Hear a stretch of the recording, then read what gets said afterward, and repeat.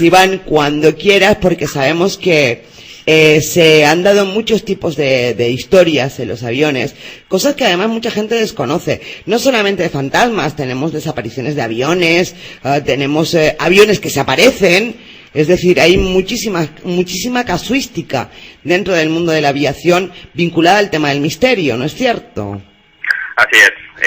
La verdad es que, bueno, yo creo que es un lado muy bonito y misterioso de nuestra profesión, que quizá pues no lo conozca todo el mundo, pero bueno, siempre estamos acostumbrados a hablar de las huelgas de los pilotos o de los desgraciados accidentes. Sí, efectivamente. Y hay muchos más aspectos en la aviación que bueno, gusta nombrarlos de vez en cuando para saber un poquito más de historia de esto, ¿no? Efectivamente.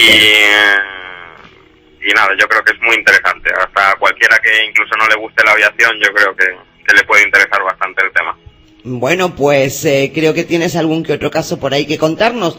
Empieza tú si quieres y después José Carlos también va haciendo sus aportaciones y así yo me callo un ratito. Muy bien. Y recupero un poco el aliento. Pues ¿Qué nos vas a contar? Eso. Me parecía súper interesante pues empezar esta noche a hablar con vosotros de reseñas pequeñitas de dos casos que recopilé. Y un poco cronológicamente, el primero es de los años 20. Ajá. Sucedía esto pues en Inglaterra. Bueno, por aquella época pues también los aviones todavía estaban en su época menos dorada, ¿no? Y bueno, era todo más rudimentario. Y la verdad es que la Fuerza Aérea Inglesa es, por ejemplo, este caso que os voy a contar es el único reconocido oficialmente como una aparición fantasma, reconocido por la propia Fuerza Aérea Británica. ¿Reconocido oficialmente? Exactamente, es el único. Luego sí tenemos expedientes X y todo este tipo de cosas de casos OVNI y tal, pero bueno, que no es de lo que vamos a hablar hoy de noche. Exacto.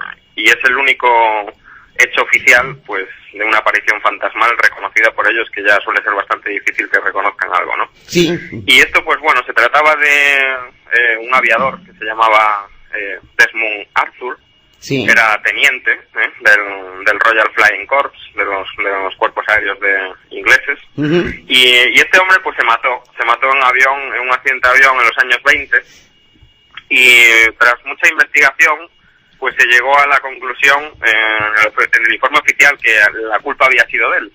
Le achacaban a él el accidente.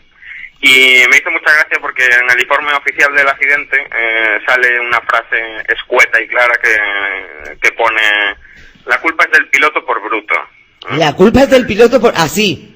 Así tal cual, así finalizaba el informe, que es muy antiguo, también me costó encontrarlo en internet. Y tal cual, escueto, culpa del piloto por bruto. Ajá. Pero a partir de este hecho es cuando empieza un poquito el misterio, porque muchos de sus compañeros que salían a volar en la zona del accidente, en entrenamientos, en escuadrillas y todo, pues de repente, en ciertos momentos se les acercaba un avión, físicamente totalmente similar al del teniente Arthur, al que había muerto, y se les acercaba tanto que en la última maniobra pues giraba de una forma muy extraña y se iba siempre a estrellar contra el suelo. Sí. Y esto se repitió en numerosas ocasiones. Los pilotos afirmaban pues ver ese avión que se acercaba mucho a ellos y en el último momento hacía un giro extraño y se iba contra el suelo. Y entonces pues les llamó tanto la atención que decidieron volver a abrir la investigación de aquel accidente. Y se buceó mucho más a fondo en las causas y al final pues se descubrió que había habido un fallo de mantenimiento del avión. Se investigaron los restos del avión y bueno, como que yo creo que ese hecho limpió la memoria del piloto. Y ese piloto jamás se volvió a aparecer y el avión jamás fue visto de nuevo.